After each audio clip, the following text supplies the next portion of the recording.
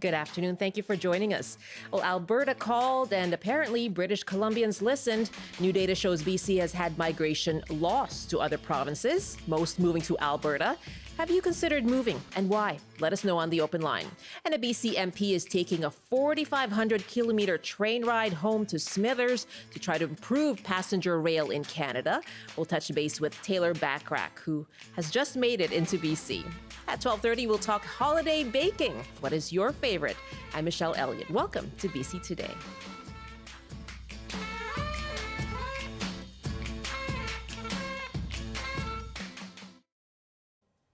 Thank you for joining us on CBC Radio 1 and live streaming on the CBC News app, on our website, cbc.ca/BC, and on YouTube. You can search for CBC Vancouver.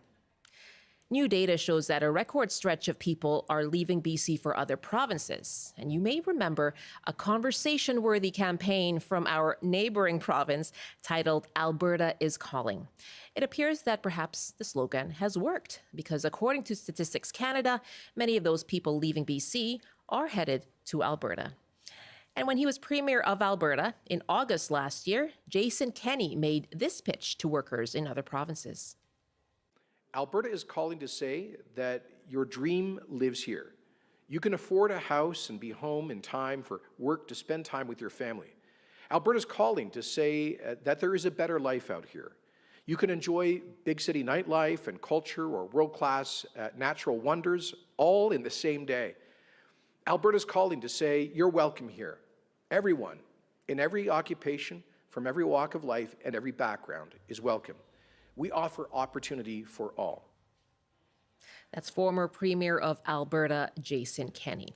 A little bit more about the data we have been referring to. So BC has recorded its largest period of interprovincial migration losses in 20 years, with a net of more than 12,800 people moving elsewhere in Canada since July 2022. And that's according to Statistics Canada. And so from July to September 2023, BC lost a net 4,634 people to other provinces. And that is its second greatest quarterly dip since 2004. So some more about those numbers there. We are taking your calls right now. Have you considered leaving BC? Has Alberta been calling your name? You can call us 1-800-825-5950, 604-669-3733. You can hit pound 690 on your cell phone. And Alberta's campaign is now wrapping up. And to tell us more about this and break it all down is Robson Fletcher. He's a data journalist with CBC Calgary. Hello. Hi there. Thanks for having me. Thank you for joining us. I feel like there's a little bit of a rivalry here between us right now with BC and Alberta. Tell us about this campaign. It's wrapped up now. It started in 2022 in August. How successful was it? How many new residents have actually moved to Alberta? Yeah, I think it's hard to deny the campaign's success. I mean, obviously it takes more than an advertisement to convince someone to, pick up stakes and move across the country or move to a different province. But the timing does line up. As you mentioned there, the campaign launched in August of 2022, and that's right when we started seeing this influx of people to Alberta. It was about 15 months ago, and also similarly an outflow of people from British Columbia. I don't think the campaign is single-handedly, responsible for that, but I think what it was doing was, highlighting some of the advantages, especially at that time, that people might have had in mind when it comes to living in Alberta, in particular when it comes to housing costs, but also economic opportunity in terms of the need for certain workers in certain sectors. But I think they hit that note of housing costs in particular, because that was one area where, if you looked at the price of a house or the rental prices in a lot of places versus Calgary and Edmonton or other parts of Alberta, you saw quite a big difference there. On those housing costs. We hear about that here, of course. And I want you to listen to this caller to your phone-in show on CBC there in Alberta at noon, hosted by Judy Aldis. And from March earlier this year, Colton called into the program to talk about this campaign. And he called in to say he had moved to Edmonton from Kelowna. Honestly, it had to do with the cost of living. Out here, we have a 2-bedroom suite with a 32-foot balcony, and we pay When we first moved out here, we were paying $890, and that's including our insurance and everything. And now with the increase, we're paying $920, which is a lot better than the basement suite we were in Kelowna. That was $1,750 for a one-bedroom basement suite. Kelowna is almost the brand new Vancouver. We've seen a lot of increase in both prices in groceries as well as housing. If you're looking for a two-bedroom suite in Kelowna, you're looking at a minimum of $2,400 to $2,500. Wow, how common is that refrain?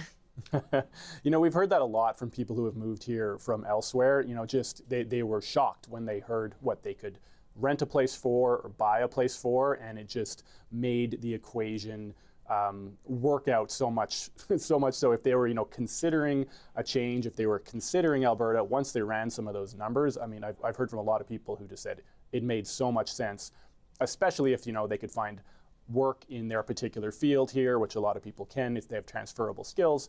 And a lot of people just took the chance and just showed up and just were happy with a much, much cheaper place to rent. Yeah, and I'm sure. And so what about the impact on your province? How much has that influx of people changed things, has it? It certainly has. So, we've seen a major increase in the cost of housing here, in particular in the past year.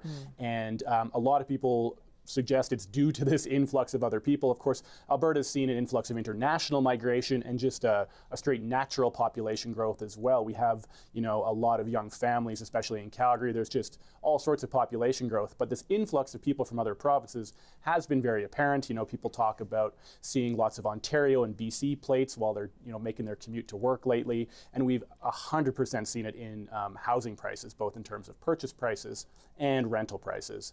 It's been a major issue, actually, in terms of our municipal government here. There was a major debate back in September about the city government's here in Calgary plan for new affordable housing.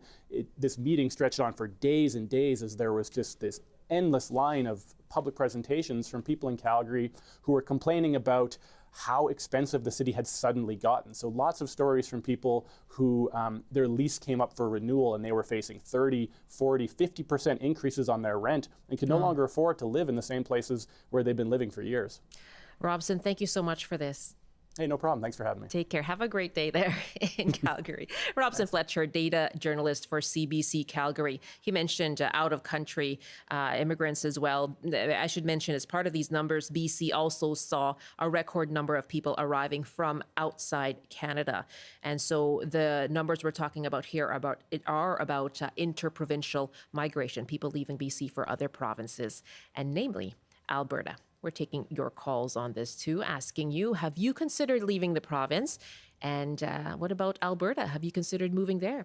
1-800-825-5950, 604-669-3733, and you can hit pound 690 on your cell phone. Speaking of Kelowna, where Colton had been calling from, Rob is calling us from West Kelowna. Hi, Rob. Hi there. Hi, did that resonate with you? Oh, 100%. Yeah. I went through Alberta in the month of August for about 3 weeks for a family road trip. And I couldn't believe that in West Kelowna, your average price of your house is $900,000 to $1.2 million. And in the outskirts of Edmonton and the outskirts of Calgary, like a half hour from the city center, you can buy a brand spanking new house, brand new, for $425,000. Yeah. And I've had 3 family friends move to Alberta, and they sell in BC, and they move to Alberta. They're 100% debt free. Wow. And so what, you've considered it, you went through that drive. What do you think you'll do? I've 100% considered it. I'm only 3 years away from retirement. And if I can sell my property here in Kelowna and go to Alberta, and I'm already debt free, I'm laughing. I feel I should ask you, Rob, what you make of what the BC government has been trying to do to improve housing prices. Does that kind of give you a little bit of assurance? It's a combination between federal and provincial. Both governments have made BC basically unobtainable for a lot of people. The entire province, not just the major cities. And what's happening is people are migrating out of BC. So now the municipalities are all posting up double-digit increases in their property taxes because they've lost a lot of people. So you got the provincial, federal, and municipal governments all raising their taxes. And it's not helping BC at all. Rob, thank you so much. Good to hear from you in West Kelowna. All right. Thank you. Have a Take great care. day. You too. Joining me for more on this right now is Christian St. Cyr. He's a labor market expert and the publisher of the BC Labor Market Report. Christian, hello. Thanks for joining us. My pleasure, Michelle. Are these numbers surprising to you? They are quite amazingly surprising, actually. I mean, when you look back on the last couple decades where we've seen pretty much consistent growth, except for a period around 2012, and then suddenly it just dives like this. And I think it's a direct result of the inflation and the high cost of living. And so, part of the call to Alberta during that campaign was about prices, cost of living, but also about paychecks. What is the labor market like in Alberta? Well, it's been extremely strong. Like if you think back to the mid part of the decade, when there was a serious downturn in the oil sector, and so many people were fleeing Alberta, and now we've had more recently higher prices, and I feel people see there's a lot of economic opportunity as well as an affordable place to live. They do struggle with a rising unemployment rate, don't they? Though.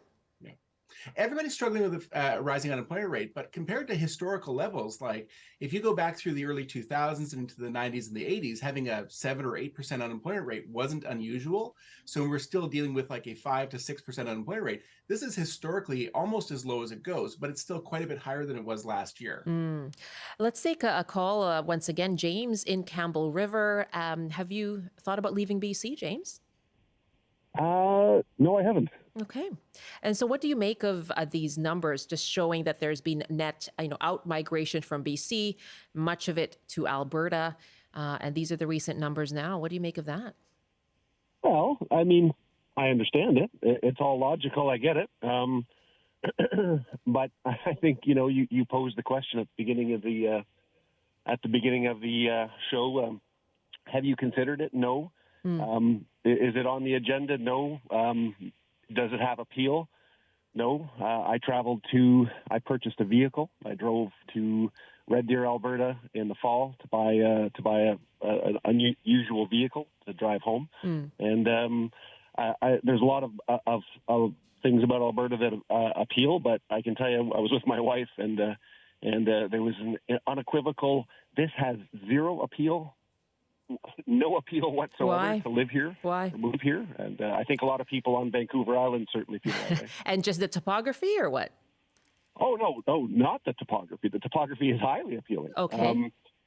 It's very different, of course, culturally, and Vancouver, it's Vancouver Island, I should say. Campbell River has quite unique topography. And, Right. And I think for some people who have lived by the ocean for a period of time, if the ocean is part of your life, it's hard to leave it. Yes. Like I think it's hard to leave.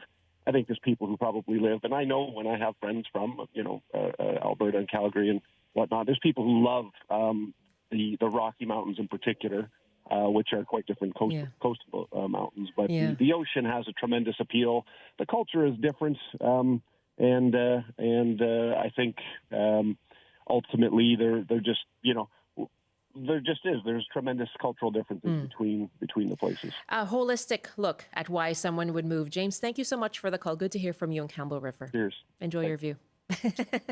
As James in Campbell River. And so Christian St. Cyr, there was this discussion in recent months, right? Premier David Eby has talked about it as well in terms of that push or I guess pull, trying to draw skilled workers into Alberta from other provinces and what that means for those other provinces. How does BC compete then with workers from elsewhere in the country or for workers elsewhere in the country? And honestly, up until this quarter, we've done extremely well. And both Ontario and British Columbia have been in a process of making a much more favorable climate for workers. Like in just the last year, we've seen legislation come in for wage transparency, which was greatly demanded among workers. We've seen regulation of the gig economy. We've seen regulation to speed up the credentialing of international workers. Like they are trying to create a favorable climate, which is very different than Alberta's approach, which was more of a, hey, it just makes sense to live here.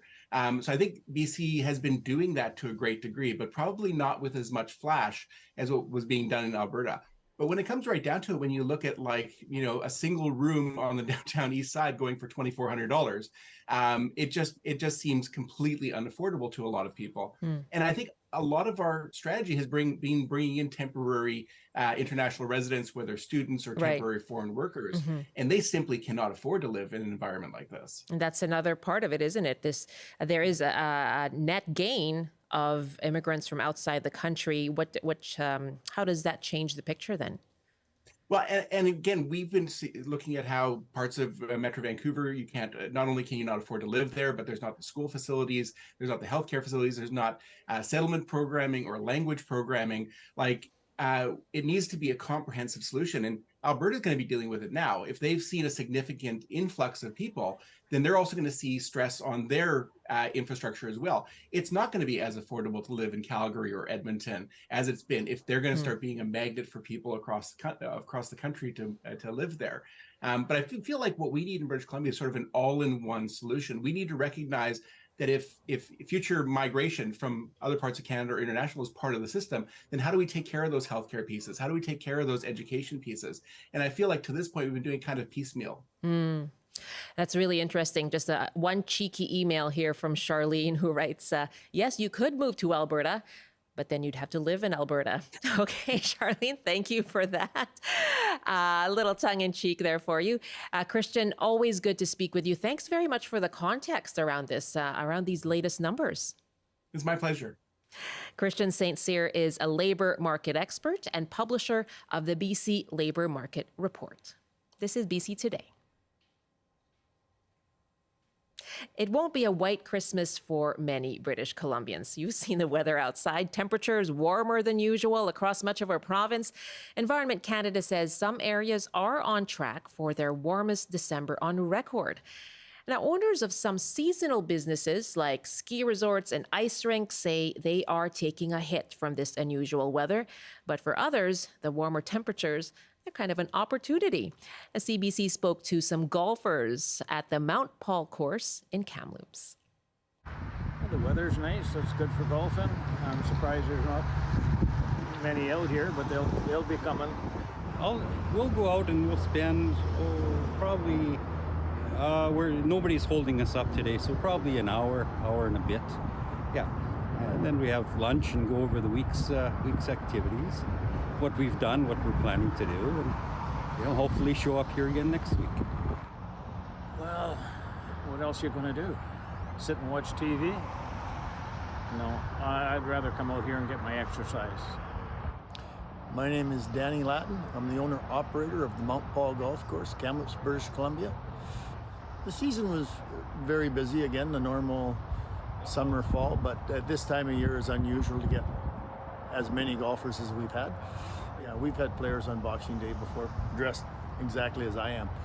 So that could happen again this year. It's supposed to be sunny and warm Monday, Tuesday, Wednesday next week, last I looked.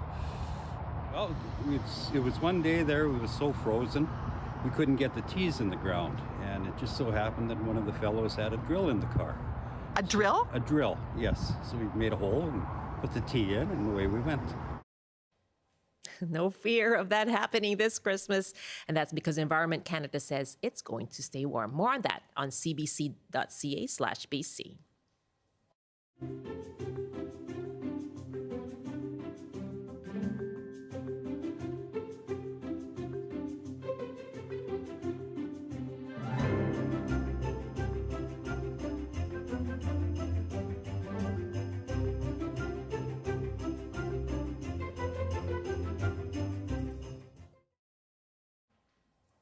Well, speaking of moving across provinces, a BC MP is doing that, but just as a trip. He's taking a cross-Canada train trip right across the country from the House of Commons in Ottawa all the way home to Smithers, and he's hoping in time for Christmas.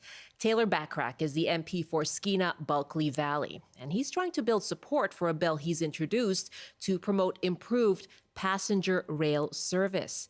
And right now, Taylor Backrack is in Dunster, BC, in the Robson Valley, and he's standing. I see he's got the Dunster sign just for a good prop there behind him, right by the rail tracks, the rail line there. Hello there. Thanks for joining us.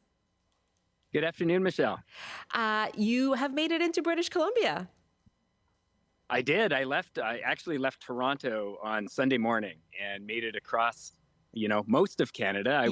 I had someone correct me that if I was actually traveling across Canada, I would start in the Maritimes. That's so true. And of course, starting in Toronto isn't really the eastern side of the country, but 3.5 days across the prairies, across northern Ontario, across Alberta, and now I'm here finally in northern British Columbia. Tomorrow I'm hopping on the train here in Dunster, where I grew up actually, and taking the train to my home in Smithers to be with my family for Christmas. Okay, so fingers crossed. And any challenges so far? Remarkably, it's been a pretty smooth trip. But the trip from Toronto to Vancouver takes 4.5 days now. If you go back 50 years, it took 3.5 days. So the trip by train across Canada takes longer now than it did decades ago. And part of the reason for that is because the passenger train has to pull off for the freight trains. And that can happen very frequently. We certainly saw that coming across the country. And it's something that makes it very challenging for Via Rail to maintain a consistent schedule. And that's what the use or the motive behind your bill is, the Rail Passenger Priority Act. What are you trying to change? Yeah, so last Thursday in Parliament, I tabled Bill C-371, the Rail Passenger Priority Act. And the idea here is very simple. It's to give passenger trains the priority on shared tracks in Canada. So instead of the current situation where passenger trains have to frequently pull off and make way for long freight trains, right now freight trains can be up to 5 kilometers in length, the situation would be reversed and the freight traffic would have to make way for the passenger train. This is already the situation in the United States. They've long had federal legislation that gives passenger trains priority. And if that was the case in Canada, then Via Rail and other passenger rail operators would be able to maintain a more predictable schedule, and passengers would benefit from that. They'd be able to get where they need to go with some sense of predictability. Now, besides, someone taking a lovely train ride to another province, why is this important? Why should Canadians care about this? Well, we're living at a time of climate crisis. We need to move towards cleaner, more sustainable forms of transportation. For rural Canada, rural residents now have fewer passenger transportation options than they've ever had after Greyhound canceled its Canadian service. So for rural communities, it's really vital. There are all kinds of reasons that we need better passenger rail in this country. And of course, if we look around the world, other countries are really showing us how it can be done. Canada lags far behind many of our peer countries when it comes to transportation by rail. So there's a few key changes that the federal government can make. This idea of passenger priority is just one of them. We also want to make sure that passenger rail in Canada stays public, that the government doesn't privatize it, which is a big concern right now. And we need to make sure that the federal government makes the needed investments in things like the rolling stock so that the train can continue to operate for decades and decades into the future. And this is then a private member's bill, and what's the likelihood it will pass? Well, unfortunately, I don't have a place in the order of precedence right now, so it'll be quite a while before I get to bring it forward for debate and a vote in the House of Commons. But the federal government can take this idea at any time and put it into a government bill and make it law in Canada. Talking to people across the country, there's so much support for the idea of improved passenger rail. I think the federal government would really this is an idea whose time has come, and so many people would support the idea of giving passenger trains priority. I hope that the federal government is listening as people across Canada voice their support for passenger rail, and hopefully one day we'll have this as Canadian law. Well, it looks beautiful behind you there anyway. I hope you're having a fun time as you have a message, but I hope that the trip has been a pleasurable one.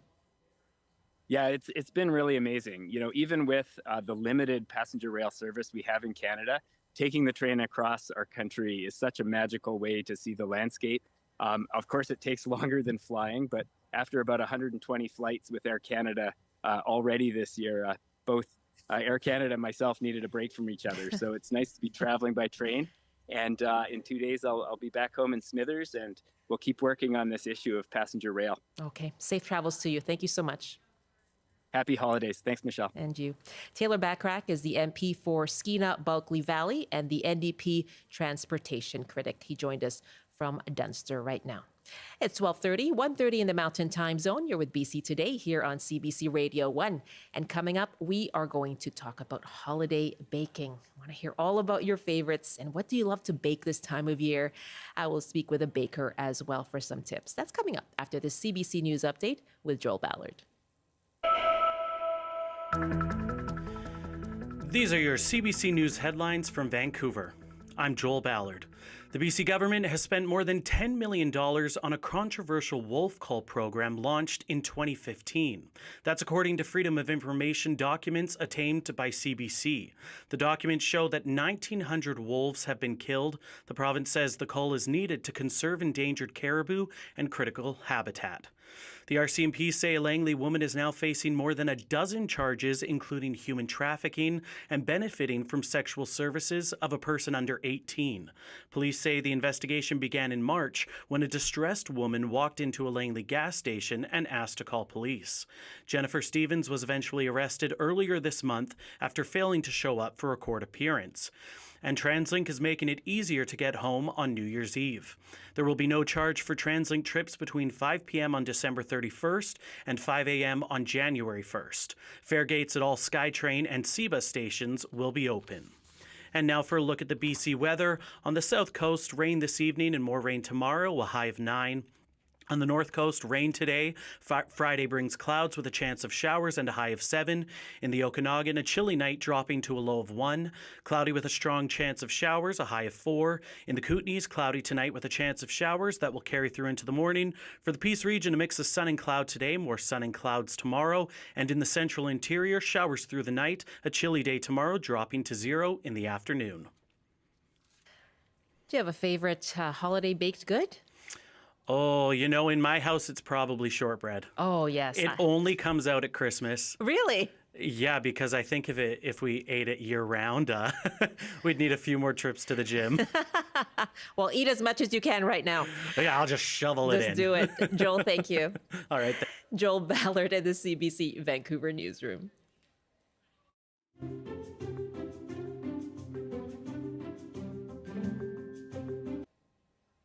Welcome back. You're with BC Today. We are live on CBC Radio 1 and live streaming as well on the CBC News app, on our website, cbc.ca/BC, and on the CBC Vancouver YouTube page. Yes, whether it's sugar cookies or butter tarts or cranberry loaves, gingerbread cookies. Yes, the holidays, they kind of feel like the Olympics of baking, don't they?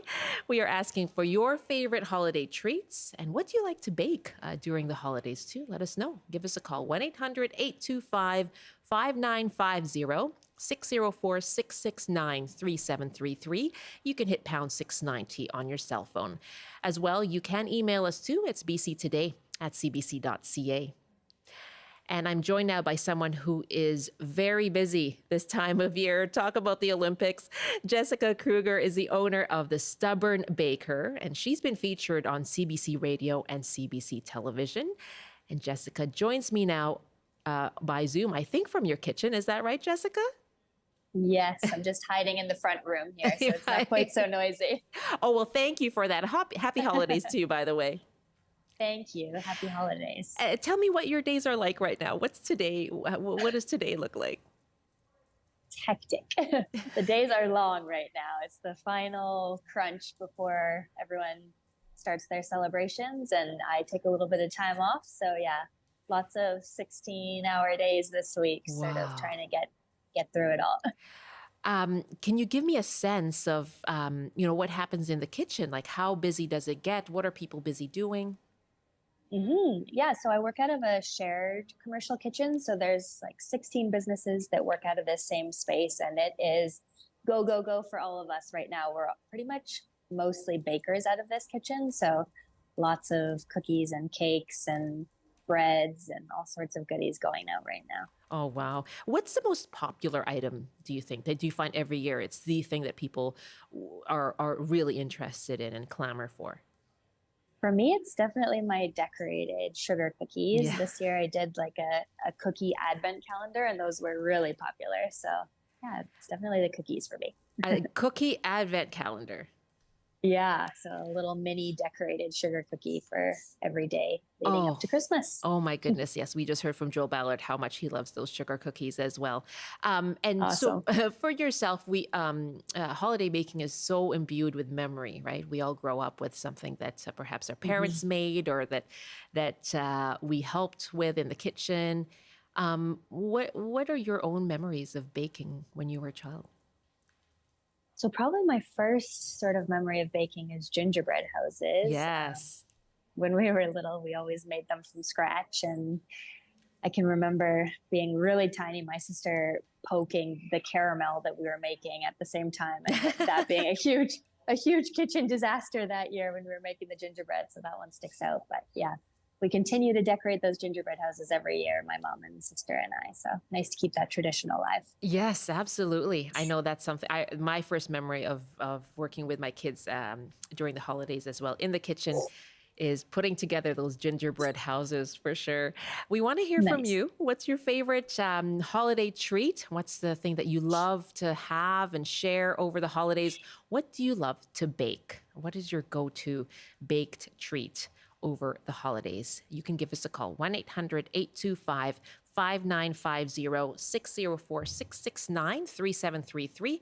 You can hit pound 690 on your cell phone. And we do have a couple of books, a books package to give away to one lucky caller as well. Love to hear from you. And Jessica, what is it about holiday baking? What makes it different from the rest of the year? I mean, I think everybody sort of has that buzz of excitement this time of year, a little bit of stress, a little bit of excitement, and just, I don't know, there's something in the air, the Christmas carols on the radio, people know that they're going to get a bit of a break from their jobs, everyone's excited for that, and yeah, just looking to find those moments to make special memories with one another and their kids and whatnot, and I think baking is often a way that people do that. That's true. You often have Christmas music playing in the background too. Definitely. I want to put out a call as well for our listeners to join us and let us know what they enjoy baking and eating over the holidays. 1-800-825-5950, 604-669-3733. And we have 2 books to give away. This is from Jennifer Kim, who joined us the other day from Noronji Books. And this is Vancouver Cocktails. It's a book, a collection of over 100 recipes inspired by Vancouver. And so it says inspired by the city on the sea. And this is by Janet Guinness. So you get a chance to get this book and a kid's book as well. She talked about this on the show, A World Full of Journeys and Migrations. And this is by Martin Howard, illustrated by Christopher Core. So we do have these 2 books to give away to one lucky caller, sharing your best holiday baking, your favorites, what do you love to eat, and what do you love to bake as well. Let us know about some of your favorite recipes. And my guest is Jessica Kruger, the stubborn baker. Okay, given that you are stubborn, how have you dealt with the shortage in sugar? Oh boy. I mean, I think I'm lucky in that I'm a bit of a smaller scale bakery. So I mostly just do custom orders. I'm not doing the like hundreds of cupcakes and cookies going out every day for my storefront. So I've been able to get my hands on enough sugar, but definitely every time I see it stocking up, and yeah, that sense of fear every time you go into a store and see the shelves empty is definitely present. I heard that some colleagues of mine had their Christmas party, their holiday party, and a little bit of a gift exchange. And one of the gifts was a bag of sugar. So I'm sure that was popular. Awesome.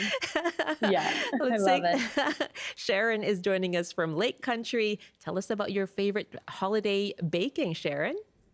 Well, it's really non-baking. Yeah? But I had 2 boys, and every Christmas Eve I made them that recipe that you see with the chocolate wafers, Christie's, those thin chocolate wafers. Okay. And you make a log out of it with whipped cream, sweetened whipped cream. And you can decorate it up or leave it plain, whatever you want. And then you make it the day before for sure, because cookies have to soften, but Christie's has done the job for you. Right. And then when you cut it at an angle so it comes out looking striped. Oh, how lovely. And my boys loved it. I made them each one. They could eat it all at once if they wanted, or ration it out, because it keeps quite well in the fridge for a few days. And I've made it as dessert for company, and I just decorate it up, and people just thought I had done so much work. And it just took minutes. And then I've made different versions. I use ginger snaps, those thin ginger snaps you can buy. Right. And made it with maple whipped cream and decorated it all up. It's amazing, easy, and it's made with ready-made cookies. Little did they know, right, Sharon? They don't know. They think I've just slaved away. So I followed that TV commercial where she splashes flour all over her face and then walks into the dessert. Oh, yes, I've just been in the kitchen for hours and hours on end. Exactly. Sharon, that's so great. Thank you very much. Are you making them this year? I am. I'm taking one to my son, who's now 45. Oh, wonderful. The other one's in Australia, so he only gets it when I get there. There you go. Sharon, we were talking about memories, right? And I'm sure those are going to stir up some nice memories for your sons. Thanks so much. Well, yes, I know it will. Happy holidays. Oh, I love your show. Oh, thanks for calling in. Okay, bye-bye. Bye-bye. That brings up a really good point as well. She said, it was very easy. It's no bake, right? And I have to say, this was my first foray going to a Christmas, one of those cookie exchanges. Quite intimidated because I felt like these are going to be really avid bakers. What am I going to bring? So I found a no-bake recipe, and I did that. What advice do you have, Jessica, for someone who wants to make something that would be considered special, and they're not really, frequent bakers?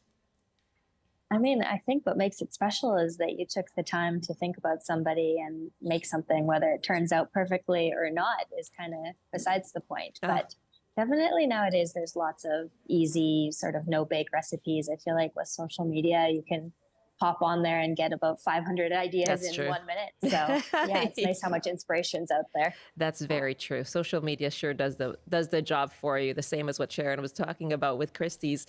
Asking you for your favorite holiday baking. What do you love to make? What do you love to eat that perhaps someone else in your family likes to make? Give us a call, 1-800-825-5950, 604-669-3733, pound 690 on your cell phone. And Cody is joining us from Trail. Hi, Cody. Welcome back to the show. Hi. Thank you for taking my call. Always a pleasure to talk with you, Michelle, and warmest wishes to all of your colleagues in Vancouver. Some of them I know, like Gloria Makarenko. It's always nice to hear her on the air because I had a chance to meet her one time, and I have a picture of that time in the CBC cafeteria. Well, we enjoy hearing from you, Cody. Happy holidays to you as well. Yeah. So I understand that I didn't catch the name of the books, by the way, that you're giving away. Vancouver Cocktails and A World Full of Journeys and Migrations. Nice. One adult, one children's book. So I understand that you and Joel were talking about shortbread cookies a little while ago when at the end of your newscast there. And what my mom used to do, and this is probably a tip that I don't know if Joel's ever done, but when you bake the cookies, when the shortbread cookies are done, if you get the red and green maraschino cherries, you can cut them in half, and you can put the red and green maraschino cherries on top of the cookies, and then if you take candy, the peppermint candy canes, if you crush them up, you can sprinkle them over the top. Yes, and it's to die for. It sounds so festive. My mom always used to bake because my dad used to always joke that my mom's. So what my mom would do is with the pie crust, my mom would use the tender flake pastry. She never made her own. My dad would always joke that, and it kind of annoyed my mom a little bit, but my dad would always used to say that you would need a chainsaw to cut the pie crust. But then that was my dad, and then so basically what my mom did is my mom would contact a neighbor or neighbors and say, can you make the pie crust? I'll make the filling, and then they would, so they would make the pie crust. My mom would make the filling, and then they would come over for the pie. Yes, and everybody's best foot was put forward. Yeah, and not having my dad around this year, as it's been 6 years, is going to be really, really surreal. But it's going to be really nice for me and my mom to just like we're gonna have family together, and like because my mom is really busy, and she's one of those that won't cook for one person; she cooks for 100. Oh wow, she sounds because lovely. She did a turkey. She did a Christmas dinner for the local hockey team in Fruitville, where she lives, on December the 10th, and it was probably well received. It was 100 people, and she had to cook a turkey. Oh my goodness, Cody. Always great to speak with you. Thanks for telling us about your family. Yeah, always great to speak with you, and Merry Christmas to you, Jessica. That's Cody and Trail. Jessica, what a lovely call that was. So lovely. It's amazing how Christmas brings up so many nice memories for people, right? It's so true. And I like that too. You know, you recognize that maybe your pie crusts aren't the best. I'm going to ask somebody else to contribute. That's so great. Thanks so much, Cody, again. Bill is up next in Vancouver. I think you wanted to talk about shortbread cookies as well, Bill? Pie crusts aren't the best. I'm going to ask them. I'll just get you to turn down your radio if you don't mind. That's so great. Thanks so much, Cody, again. Bill is up next in Vancouver. Hi, Bill. Hi. Okay, I think Bill might be listening to the radio. Yes, Bill? yes, I've Oh, turned there it you are. down. I was waiting for the time continuum to like the loop to continue, and then you would get to the point where you hear me saying, "Hey, Bill." Yeah. And now there we go. Psh, I felt it. Bill, tell us about your shortbread cookies. Well, actually, they're wedges. Like I'll make a big round. I'll get a pie tin and I'll put the raw dough into it, and then put it in the oven until it's about the right until it's just done, and I'll cut them into little wedges. And I get maybe 16, 12 to 16 per per batch. Right. And it's very my favorite flavoring to add is not vanilla, but I'll add instead almond essence, and I color it green. And it turns out to be really delicious. Now, the last time I made one, I did that, which was a while ago. Instead of using sugar, I used xylitol. Xylitol. That's right. It's a sweetener. It's more expensive than sugar, but it's a sweetener that it's not supposed to require insulin to metabolize it. Okay. And therefore, it does not cause you to gain weight as much. And it has fewer calories, and etc. So you have those. So in order to address health concerns, or just health try concerns, yeah. of course, yes, because I know how calorific those darn things are, and so I cut down anything where I can cut down the calories is. That's a good tip, Bill. And I also like your tip of doing wedges instead, so you get more out of that batch of dough. Well, maybe. Yeah. So not really, but but you feel like you get more more pieces anyway. Right. Yeah. I mean, sugar can cause all sorts of problems especially if you go overboard. It can lead to weight gain. It can cause heart issues, and it feeds cancer cells and puts wrinkles on your face and all the rest. Oh, okay. I'll stop there because now I would like to keep my appetite. I'm just kidding, Bill. It's true. All those things are things people think about, obviously. But thanks very much for the call. If I helped anybody, that's great. Okay, thanks for having me. Yes, thanks, Bill. And happy Christmas. A very happy Christmas to you. People do keep those things in mind, right, Jessica? I know they want to indulge, but those are things that they're concerned about. And xylitol, are you familiar with that? I saw your eyebrows raise as you were listening. Yeah, I hear people say that when they try to substitute it for sugar, it's like much sweeter, so you need a lot less of it. Oh, okay. So I was wondering if he was going to tell us that he ended up with some very sweet shortbread. But right. I guess he figured that out for himself, so that's great. Yeah, and the almond essence too. I like that. Jenica is up next now in Kelowna. Hi, Jenica. Hello. Hi, thanks for calling. And do you have a favorite holiday baked treat? I do. It's called lyxiga saffranbullar med mandelmassa. And it's Swedish buns with saffron and marzipan. Oh, wow. Swedish buns with saffron and marzipan. Sounds delicious. Yes, and I woke up this morning at 6:30 and was making them, and I just finished now, so I'm biking around town to deliver to my friends. Oh my goodness. Aw. So is it a little bit of sweet and a little bit of savory then? They're not savory. They're really kind of sweet, yeasty buns with saffron and butter and milk. And then the filling is kind of like a cinnamon bun. Yes. With, marzipan and cardamom. Cardamom. Oh, yum. Lovely. That does sound really good. And so does this evoke memories from childhood as well? Do you have a Swedish background? I lived in Sweden about 10 years ago and lived with a bunch of friends, and every Christmas we would do a big baking day. And so, yeah, it reminds me of those wonderful times in Sweden. That's great. And I'm imagining you on your bike delivering these to your friends.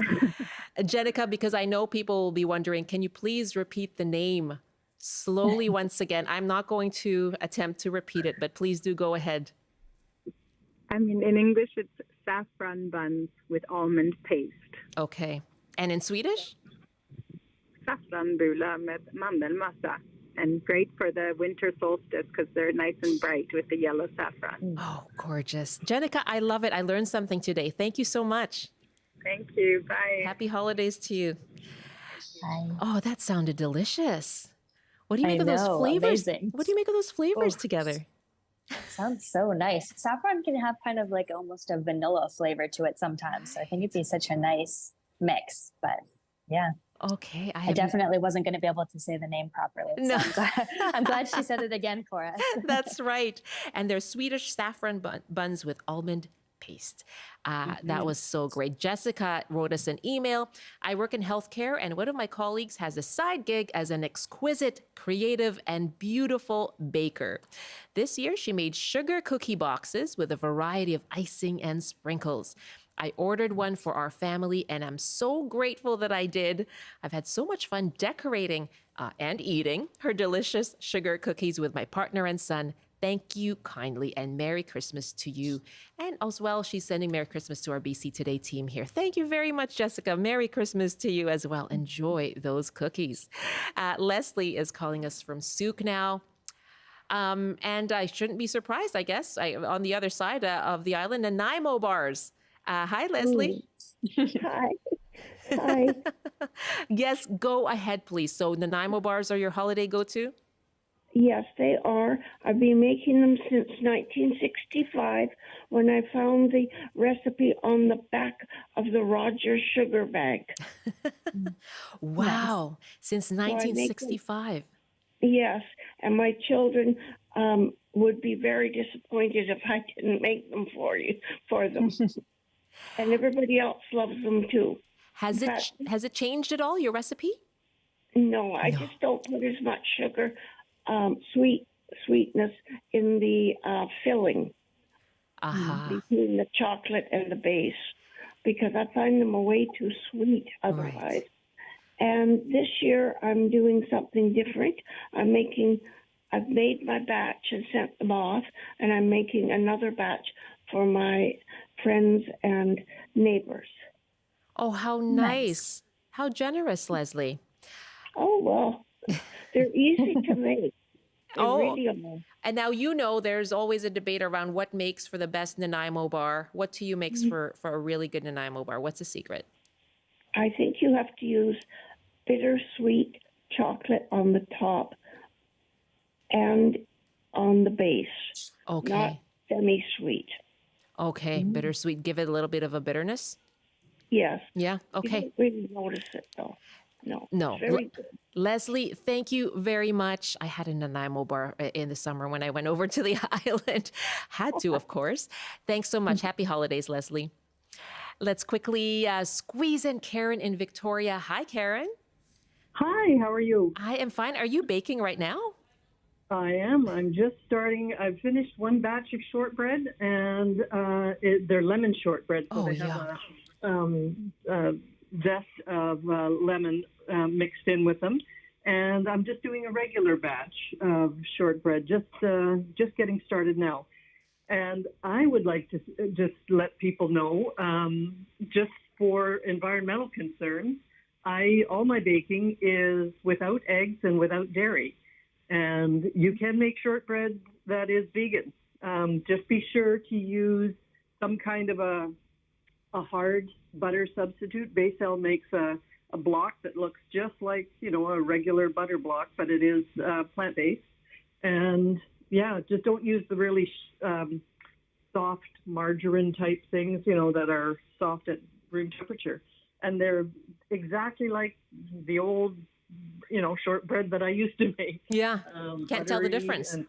Yeah, absolutely. Okay. And yeah, you're doing a service for the animals and the environment. And if people are looking for sugar, they have it at what is it called? Zero Waste Emporium, downtown Victoria. Okay. Thanks for the hot tip, Karen. Yeah. Run, don't walk. That's right. Hop on that ferry. Karen, thank you so much. Happy baking to you and happy holidays. That's Karen in Victoria talking about shortbread. In fact, a friend of mine who's vegan just handed me a box of shortbread cookies, so I'm really excited to eat them, pretty much. And she used beetroot to color it pink on the top as well. Do you get more requests like that, Jessica, in your last minute here? Yeah, and I'm actually working on a big batch of vegan sugar cookies today. So yeah, definitely lots of vegan options. Yeah, what's your biggest tip for a vegan option sugar cookie? I mean, sort of as she said, just making sure that you find a substitute that has like a similar consistency, and definitely trialing the different products that are out there. Not all vegan butters are alike, so finding what works best for you, I think. Yeah. And I use cornstarch in mine to give it that chewiness that you might miss otherwise. That's a hot tip as well. And I know trial and error is such a big part of baking, isn't it? Definitely. Thank you so much for taking time out from your busy day. Really appreciate it. My pleasure. Thank you. Happy holidays. Happy holidays. Jessica Kruger, owner of The Stubborn Baker. That's it for our show today. Thank you so much to everyone who called into this show.